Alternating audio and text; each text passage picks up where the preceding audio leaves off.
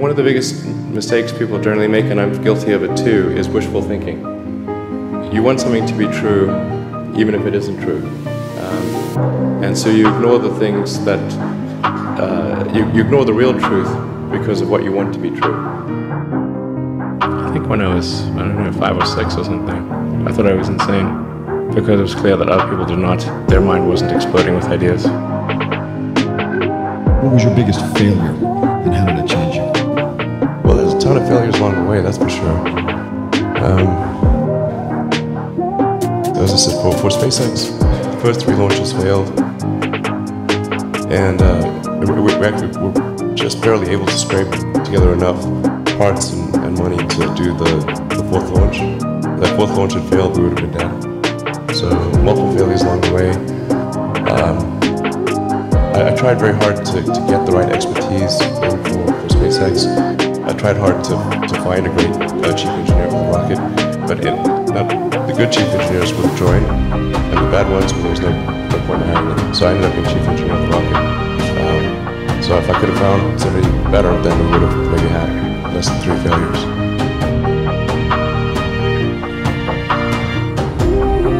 People who've been in the rocketry business for decades, who say about you that you don't know what you don't know. But when critics say you can't do this, your answer to them is, we've done it. You know, there are American heroes who don't like this idea. Neil Armstrong, Gene Cernan have both testified against commercial spaceflight in the way that you're developing it, and I wonder what you think of that. I was very sad to see that because those guys are, those guys are heroes of mine, so it's really tough. I wish they would come visit and see the hardware that we're doing here, and I think that would change their mind.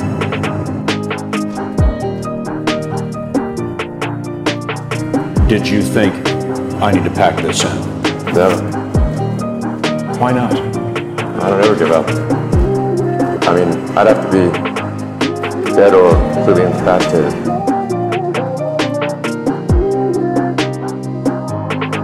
Work like hell. I mean, you just have to put in, 80 to 100 hour weeks every week. All those things improve the odds of success. I mean, if other people are putting in 40-hour work weeks and you're putting in 100-hour work weeks, then even if you're doing the same thing, you know that you will achieve in 4 months what it takes them a year to achieve.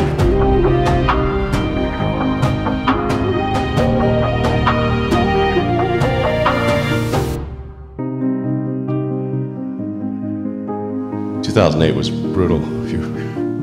2008 we had the 3rd consecutive failure of the Falcon 1 rocket for SpaceX.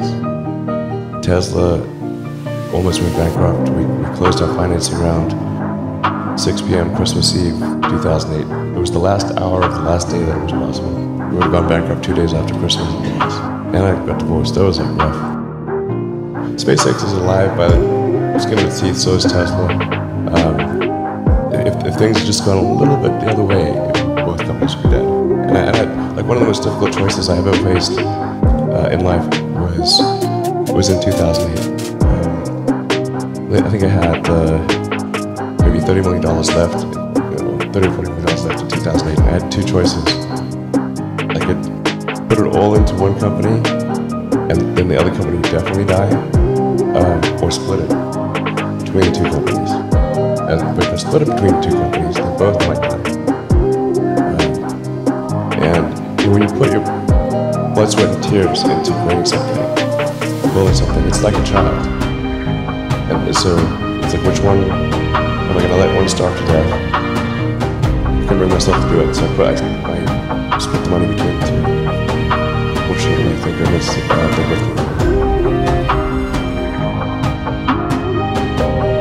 Like, there have to be reasons that you get up in the morning and you want to live. Like, why do you want to live? What's the point? What inspires you? What do you love about the future? And if we're not out there, if the future does not include being out there among the stars and being a multi-planet species, I find that it's incredibly depressing if that's not the future that we're going to have. There are a lot of negative things in the world. There's a lot of terrible things that are happening all over the world, all the time. There are lots of problems that need to get solved. There's lots of things that are miserable and kind of get you down. But that life cannot just be about solving one miserable problem after another. That can't be the only thing. There need to be things that inspire you, that make you glad to wake up in the morning and be part of humanity.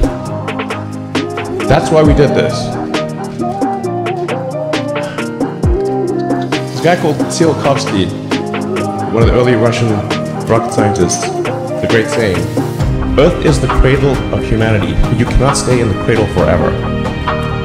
It is time to go forth, become a star-faring civilization, be out there among the stars, expand the scope and scale of human consciousness." I find that incredibly exciting. That makes me glad to be alive. I hope you feel the same way.